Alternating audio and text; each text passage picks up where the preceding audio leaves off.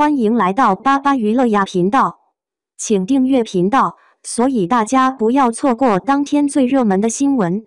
我们今天的时事通讯包括以下内容：李凯欣涉嫌辱华风波，与诚意大剧《富山海》陷入的深渊；一位年轻的女演员让一部大剧陷入深渊。这就是诚意古力娜扎主演的《富山海》和女2号李凯欣的涉嫌辱华风波。事实上，在此之前，李凯欣的知名度比较低，没在大剧里演过核心角色，在演艺圈里几乎属于小透明式的存在。不过，就是这位小透明，竟然成为富山海的定时炸弹。这一风波不仅让李凯欣本可能冉冉上升的星途暗淡起来，也让诚意的飞升之路按下暂停符，还对这部剧背后的资方造成了巨大打击。奔赴的不是山海，而是刀山火海，扛了1个月没压住的风波。一名自称李凯欣前助理的网友爆料了一段6分钟录音，疑似李凯欣的声音称来中国拍戏只为赚钱，大部分中国人是 XX， 并夹杂英文辱骂中国合作方。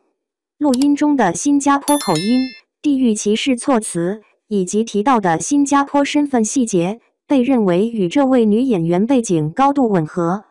这位前助理在爆料中进一步披露，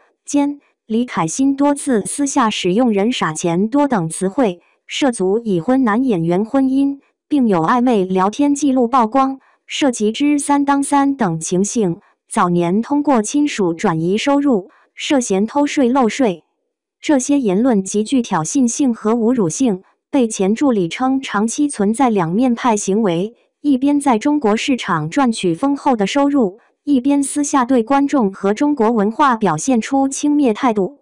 该位前助理谈及为何自己要曝光时说，自己因不堪李凯欣粉丝的网络攻击而选择公开这些录音，以揭露他的真实面目。但这件事在4月间只是暗潮涌动，没能浮出台面。或许有剧方在做公关应对，尽量压制该录音的流传。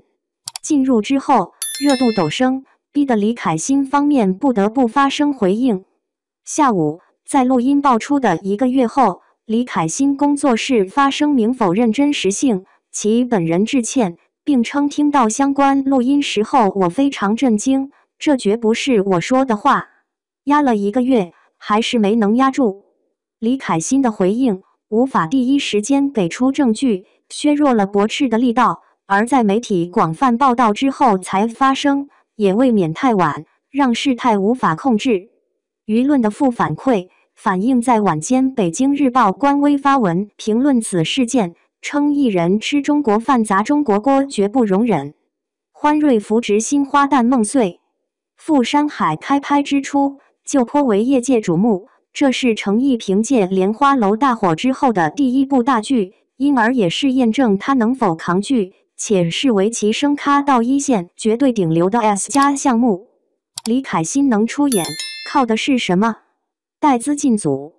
当然，不是李凯欣自己出资金，而是当时他已经加入到了这部剧核心投资方旗下经纪公司夜华晨星，其母公司为东洋夜华影视，既是富山海第3出品方，也是欢瑞影视旗下公司。夜华影视的大股东名为陈宇欢，是欢瑞影视董事长钟君燕女儿，而钟君燕则是富山海总制片人。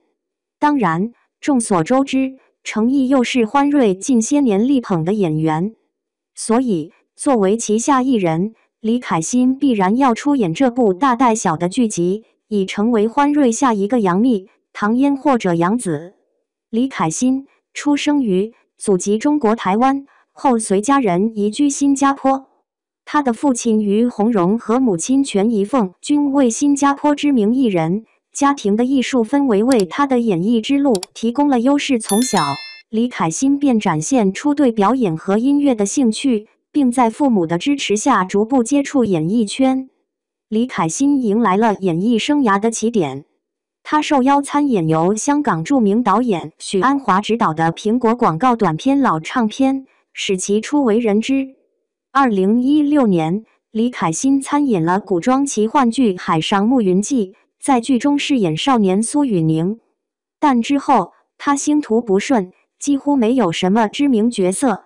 2020年曾作为女一号出演过一部改编自著名作家苏童小说的电影《纸骑兵》，虽然入围了当年的平遥电影节，却被戏称为2020年平遥电影节3大烂片之一。2023年9月1日，李凯欣官宣加入柠檬影业旗下的经纪公司萌羊文化，但不到半年就解约加入了欢瑞旗下的夜华晨星。由此可见，李凯欣有不停更换经纪公司的习惯，而这大概也是导致出现如今局面的原因。那位前助理应该是在李凯欣加入夜华晨星之前带过他的，说是被粉丝网暴才爆料，大概也有利益分配不均的耿耿于怀。利益是这个圈子最难摆平的烂伤，目前很难确认爆料是否属实，但欢瑞扶植新花旦的梦大概率是碎掉了。此前在赴山海官宣时，肖战主演的《藏海传》也宣布定档，这两海的竞争成为业内看点，背后也是诚意能否与上一代顶流肖战正面 PK 的关键之战。但现在因为李凯欣事件，让诚意的飞升之路按下了休止符，这对欢瑞而言有感痛楚。官方宣传渠道全删其名。录音事件曝光后，舆论其实是缓慢发酵的。不过，李凯欣方面也颇为迟钝，直到发酵了1个多月，才姗姗来迟的回应。然而，这一回应并未平息公众的怒火，反而被指避重就轻，缺乏诚意。部分网友甚至翻出了李凯欣此前的采访视频，试图寻找更多证据来佐证他的态度。更有不少网友呼吁赴山海剧组应该将其除名。值得注意的是，赴山海剧组似乎早已察觉到风波即将来袭。4月9日，官微发布的首支片花中，李凯欣的名字和镜头已被删除，而早前的剧宣杀青博文中，他的名字还赫然在列。4月初时，这一爆料还未扩散，剧方早将其除名，显然是预感到了问题的严重性。此外，片花内容主要聚焦于诚意饰演的男主角萧秋水，李凯欣的镜头极少，且未标注角色名称，似乎有意淡化他的存在。这一系列操作表明，剧组在事件全面爆发前已采取了危机公关措施，但这并未能阻止舆论的进一步扩大。网友质疑剧组是否早已知情，却未及时采取更果断的行动，导致事件对剧集的负面影响加剧。赴山海原定于2025年5月播出，但因李凯欣事件而被迫推迟，从最早的5月1日推迟到7日，后又延期到18日，估计后续可能的无限期推迟了。如果李凯欣事件无法平息，剧组不得不重新剪辑，或者 AI 换脸，甚至重拍部分镜头，以减少他的戏份或将其完全剔除。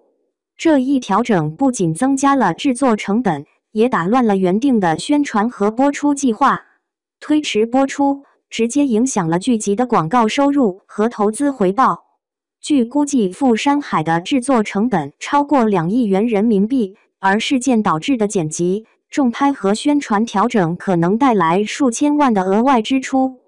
对于投资方而言，这是一次沉重的打击。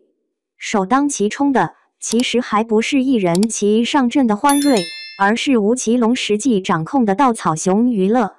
资方借此翻身的指望恐打水漂。稻草熊娱乐前身由吴奇隆于2003年创办，2021年在港股成功上市，其中吴奇隆妻子刘诗诗握有部分股份。稻草熊娱乐是赴山海除了播出平台之外的第一出品方，也是其2025年待播剧中的头部项目之一。如果这部剧推迟播出，会导致稻草熊娱乐存货进一步积压，截至2024年底，据称其未完成剧集存货高达12.33亿元，占流动资产的49.5%。而根据2025年4月20日发布的财务报告显示，稻草熊娱乐在2024年的收入约为11.25亿元人民币，较2023年增长33.8%。尽管收入增长显著，公司仍录得亏损212.4万元，亏损同比减少98.06%，基本每股收益为负0.0030元。这表明稻草熊娱乐正在逐步改善财务状况，但尚未实现盈利，仍对项目进展的稳定性较为敏感。从财务细节上看，稻草熊娱乐主要依赖版权剧发行创收，而富山海作为版权剧之一，推迟播出直接影响其后续收入确认。尽管2024年营收同比增长超过30%，但主要依赖已播剧的短期收益，可持续性存疑。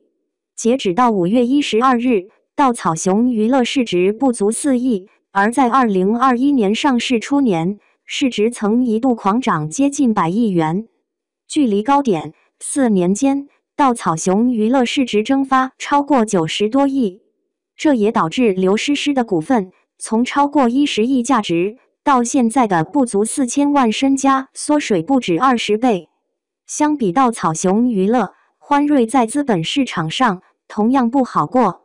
2024年，欢瑞世纪影视剧及衍生品收入同比减少5.15%，仅2.2亿元，且全年净亏损2.41亿元，总营收仅3.8亿，连稻草熊都不如。而经营活动现金流更是暴跌162.74%。公司当前储备项目中，仅千香、富山海等少数剧集具备播出潜力，而拍摄许久的天下长安等积压项目仍无明确排期，累计减值损失已超8亿元。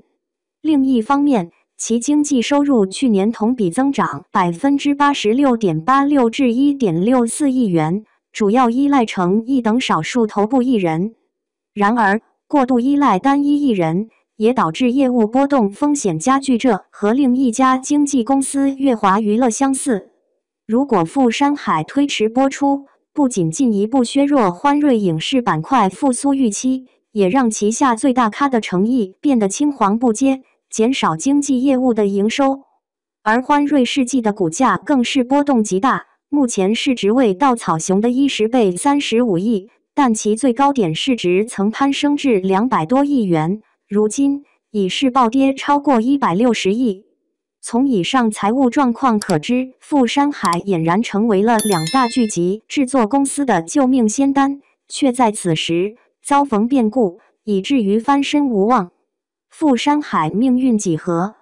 目前从主流媒体的评论来看，这部剧前途不明。5月10日晚，《北京日报》发表评论李凯欣事件为何引发众怒，艺人吃中国饭砸中国锅绝不容忍。文章指出，李凯欣的行为是典型的吃中国饭砸中国锅，不仅刺痛了公众情感，也对社会价值观造成了恶劣影响。评论强调，作为公众人物，艺人若失去对观众与文化的尊重，终将自食恶果。文章还呼吁娱乐圈加强艺人管理，避免类似事件再次发生。在事件发酵后，人民日报也采取行动，删除了所有提到富山海的博文，并从最期待开播的电视剧名单中移除了该剧。央视新闻与人民日报类似，也在第一时间从最期待开播的电视剧名单中移除了富山海。作为国家级媒体，他们虽然未直接发表评论，但其行动本身已足够说明问题，显示出态度，也间接对李凯欣言论进行了无声谴责。除了国内主流媒体予以关注，海外媒体对此也有报道，像新加坡媒体联合早报就详细叙述了事件经过，并提及剧组反应和网友评论。文章指出，李凯欣的言论不仅损害了个人形象，也对富山海的播出造成了负面影响。作为新加坡籍艺人，他的失言也引发了当地华人社区的关注和讨论。从以上内容可以看出，官方媒体通过删除相关内容和发表评论，表达了对事件的关注，而民间则通过网络平台持续发酵，形成了一股前所未有的压力。李凯欣的声明无法令网友满意，而他也没办法自证清白，即便状告，走法律流程也比较漫长。傅山海等不起，也没办法等，除非那位爆料的前助理承认造假，然而这不太可能。